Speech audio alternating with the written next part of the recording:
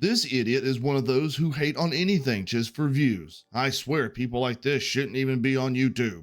Do you like any show or movie?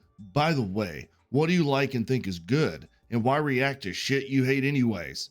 Do you review anything you actually like? Shut the fuck up! All right, I get it. Jesus, I can be a bit of a negative Nancy at times, but it's not my fault for having standards. Maybe Hollywood should tighten up, actually put out something worthwhile, and my attitude might change a tick.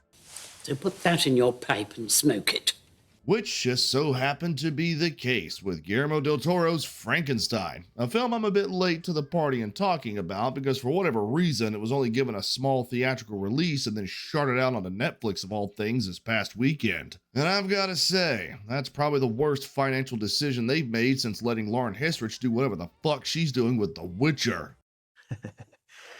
So grab your oversized overcoats and biology books because Frankenstein, boy, they really rolled out the creativity on that one, didn't they? Let's talk about it.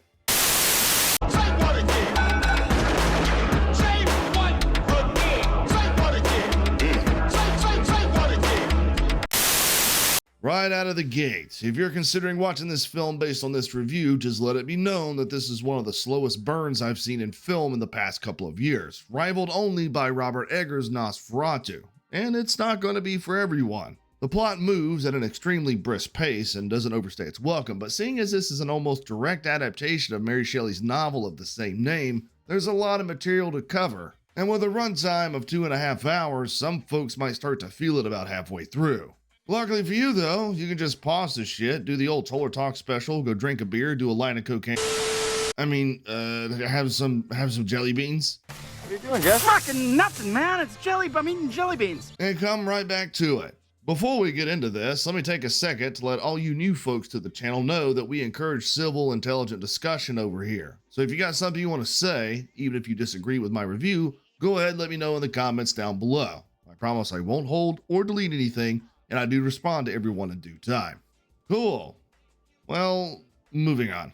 The biggest positive of this film is the cast, at least, mostly. I loved Mia Goth and her no eyebrows and things like Pearl, X, and Infinity Pool, but her performance here was more stiff than my Morning Wood, and the choice to have her portray both Baroness Claire and Lady Elizabeth seemed more like a novelty than an actual good creative decision. But where Goth fails in some aspects, Oscar Isaac as the Doctor and Jacob Elordi as the monster completely succeed.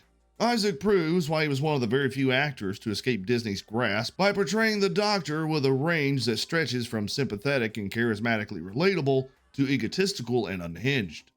Perfect. Everything, down to the last minute details.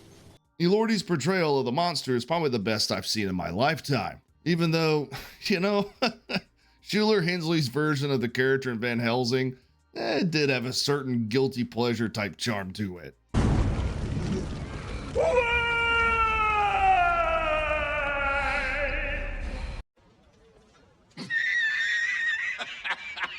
Elordi, though intimidating in size and demeanor, brings a certain human quality to the role, being over the top and violent when the scene calls for it, but it's all done through the lens of merely wanting companionship in a world that doesn't understand him, and he doesn't understand it. Something Del Toro frames in an understandable, almost morally correct way to the audience. Speaking of Del Toro, all the familiar hallmarks of his storied career are present in Frankenstein, which makes sense because the guy has built an impressive reputation of competently helming creature features.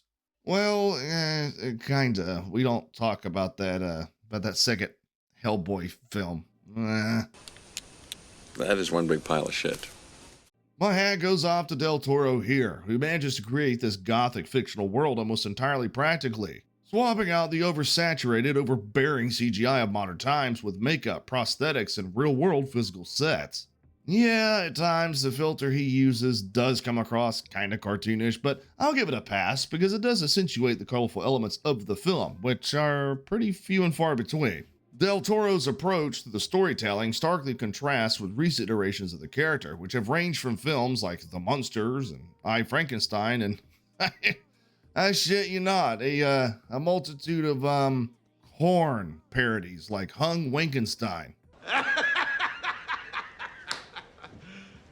You serious? Yes, this is a, it's a real thing that actually exists. 2025's Frankenstein chooses to focus on the father-son dynamic of the Doctor and the monster, centralizing on the morality of its creation and the multifaceted storytelling which jumps between time periods, which is going to give ample justification to both the rights and wrongs of what the Doctor did. This isn't some run-of-the-mill monster flick, alright? It's a story that questions ethics, tragedy, abandonment, and a man trying to play God. I like it a lot. With that being said, we happy? We happy? Yeah, we happy. With a fall season that was filled with more shit than your local waste management facility, Guillermo del Toro's Frankenstein was a breath of fresh air. At least for me.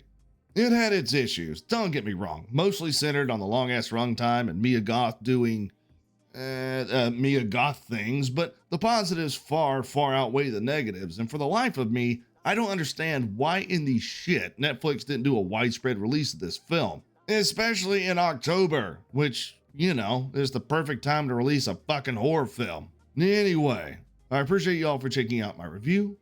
I'll talk to y'all later. Take what it